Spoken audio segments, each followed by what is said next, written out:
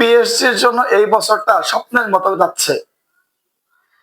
তারা কয়দিন আগে চ্যাম্পিয়ন্স লিগ জিতলো প্রথম, আর ক্লাব বিশ্বকাপে সবার সাথে দুর্দান্ত পারফর্ম করে তারা পৌঁছে গেছে সেমিফাইনালে। গত রাতে বায়ার্ন মিউনিখকে 9 জনের দল নিয়ে 2-0 গোলে পরাজিত করেছে। দুইটা রেড কার্ড খেলেও বায়ার্ন মিউনিখকে 2-0 গোলে হারিয়ে তারা পৌঁছে গেছে ক্লাব বিশ্বকাপের সেমিফাইনালে। আর বায়ার্ন মিউনিখের জন্য কালকে রাতটা ছিল একটা দুঃস্বপ্নের মতো।